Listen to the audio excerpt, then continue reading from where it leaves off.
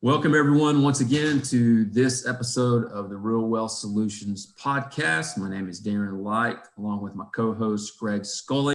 Today we are very fortunate to be joined by our guest Lindsey Hobbs, attorney who is also our legal counsel representative in all things multifamily. We're very excited to have her. What are the limitations of the templates? Why can't I just go to LegalZoom, pay $14, crank something out, or have my commercial broker grab something off of the Tennessee, MLS docs? Why aren't those good enough? Because that's the question I hear all the time. And I love having an attorney. And first question, what's the difference between an attorney and a lawyer? I can tell you the very academic, there is no actual difference between an attorney and a lawyer, except that in Britain, if you have your law degree, you're a lawyer. If you are a practicing lawyer, you're called an attorney. And I know that I took a class at an Inn of Court in London while I was in law schools. And that's where I learned the difference. And I was like, oh, never heard that before. So yeah, I thought it was maybe a difference between practicing law in front of a judge or practicing law behind a desk, that there was some kind of difference between where the activity took place. Okay, tangent gone. Yeah, no, we're completely interchangeable. What you'll usually see is the difference between a litigator, who's someone that goes to court, and a transactional attorney, who is someone that's mainly sitting behind a desk working on paperwork. So okay, maybe that's where it was driving me. But yeah, back to the I found this thing online, it's free.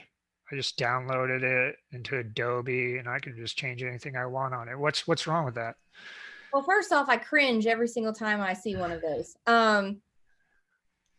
If you're buying a house, that's 9 times out of 10, that template, like let's say you're just buying a house, that's fine. It's going to be almost the same thing every single time. Apartment complexes specifically, and commercial transactions in general, they're so nuanced. And there are things that I think the longest template I've ever seen was a 15-page commercial purchase and sale agreement template. And someone sent it to me, who will remain nameless, and said, hey, is this okay? And I said, that's fine, except it doesn't assign any leases to you. Did you want to have the leases to go with these apartments?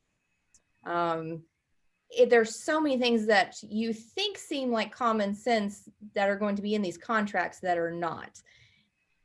And most people, it will be okay until it's not. And I've had a handful of times where people have come to me and they're upset because I have a contract. I'm supposed to buy this property. They're not selling it to me, or, they're supposed to buy the property, and it's completely unenforceable for various reasons. Is it too vague? Does it give them an out that they're using and that they have every right to use? Is it not actually requiring them to buy that specific property? It's everything from, when I get a deal, the first thing that I do is I look at that LOI and I pull up the property records and I will see who's the record owner of it. You have people that go under contract that are not the record owners of property because they have so many subsidiaries. They don't really think about, well, this person's signing as the seller, they may not own that property. You have a completely unenforceable contract. They can't sell something they don't own. And people just filling those things out quickly, or letting your broker, and no offense to brokers, but letting your broker just really want to get that deal on paper, you're going to miss those nuances. And that's really what's going to hurt you in the end. And there's a lot of things that my standard purchase and sale agreement, the shortest one that I do that I feel comfortable with, is about 25 pages. Long form, I've had them go up to 70 before. And it's everything from attaching the closing documents, the assignments of contracts, all of those things, your due diligence list.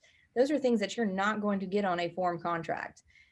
There's things specific for apartments, like I said, assignments of leases, that's rent-ready provisions. Those are things you are not going to get on a form contract. And I have edited and tried to use form contracts if necessary. But honestly, you're going to end up putting about the same amount of time into fees to try to fix that form contract as you are to have a new one drafted from the start. One thing I'm going to put out there, and I've said this to a few people over the years, is that regardless if you're the buyer or seller, I recommend that everybody keep control of your professionals. I know it may seem like, oh, well, they want to use their attorney to draft something, and I'll just use that. You want someone who's working for you. If you two guys come to me and you're going to buy something, my entire job is to make sure that you get it and you get the deal that you want. You want to keep control of those professionals. And I've seen people that my recommendation is, oh, well, they want to pay the legal fees for it. Then you hire me and let's build in the legal fees as their expense that they have to pay at closing. You can negotiate for that, but having a title attorney who is on your side and an attorney who's on your side is just, you cannot miss the value in that for what's nominal given what you're about to spend or receive at a closing. I will say from a single family historical perspective, personally, especially on the title side, man, efficiency. People lack efficiency. And I love your statement, control your professionals. And you're just being point blank about it. Hey, and there's nothing wrong with that statement. That's one thing that you can control. And I think as we've gotten into multifamily, we see how important it is. I mean, $5,000's nothing. I mean, in a multi-million-dollar grand scheme transaction or more if it's a syndication, whatever the case may be. So, and I credit Greg for a lot of the details. That's a lot of his talent and things that he does and sort of specializes in to make sure that we're crossing the T's and dotting the I's.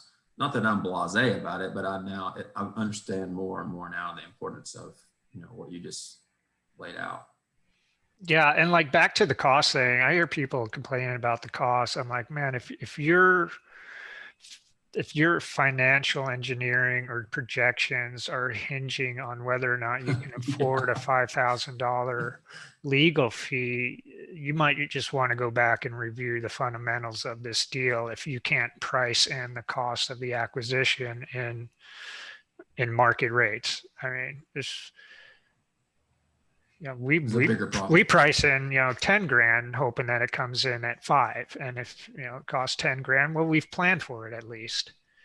Well, and if there's no problem with it. And I mean, I will say personally, so I bill on an hourly rate and that works just fine with me. I think you probably see on closing statements, like lenders councils usually bill a percentage of the loan. So you'll see a very large flat fee number for them. But I bill hourly, so you're paying for what the work I'm actually doing. And if it's straightforward, if it goes from A to B and it's just easy, we're fine. But when you start getting into, even with doing amendments or problems pop up with title objections and all of those things that I help with from beginning to end, I still don't think I have ever seen a closing statement where my fees were as large as a lender's attorney. Mm-hmm. Yeah, right. And I think some of people's objections are the complexity of it, that it just seems to get so complex that maybe some people are afraid to lose the understanding of it. I don't necessarily look at contracts as being more complex. I think it actually adds more specificity, and that's not the right word, but the specifics is what I like about it, because it gets the difference between, are we talking about business days or work days? So that goes back to like the timeline. It's like, this says 7 days, just defining what those days actually mean so that everybody is working from the same base level of knowledge and there's no assumptions being made. That adds a lot of language, but it also adds a lot of clarity. And, with a little bit of practice, and I read every contract. I still do. It's not fun. Yeah. You do. But you do that a few times, you start to pick up on the complexity side of it, because we're going to be doing the same things over and over. So there is going to be a lot of repetition in these contracts, and it doesn't take a whole lot of time to get familiar enough with them so that you can speak to Lindsey or whoever your attorney is and be able to communicate, because you're so busy doing so many other things when you're closing, property inspections, due diligence, lease audits, things like that. I don't have the capacity to try and play a part-time lawyer at the same time. And you're echoing, Greg, what Lindsey mentioned earlier, is that nothing's a problem until it is. That's why you have all this stuff in there. And I will tell you one thing that I have recently seen a lot of, that this goes back to the form contract situation, because you don't generally have this. Most of these deals are as is purchases. So the only thing that you have to go back on are the representations and warranties that are going to be in your contract. Most form contracts are not going to have any representation and warranties. I think mine's like 3 pages long, because your only recourse is what they warranted to you when you went into contract with them. They didn't tell you that there was hazardous waste buried underneath there, and they actually knew that. I mean, that's something that you would think that, obviously they should have told us that. No, you signed an as-is deal. So that's your gold standard on your contracts, of things like that people don't really think of. But I'm thinking of, you buy a property, guys, if you're calling me 6 months later because there's a problem, I want it to be a problem that I foresaw might happen, and to know that you either have recourse or you don't have recourse, and I told you weren't going to have recourse. And so that's a big thing lately that I've seen, is a lot of these sort of boilerplate off the internet contracts don't really have the solid representations and warranties that are specific to multifamily properties as well, that you would want to see.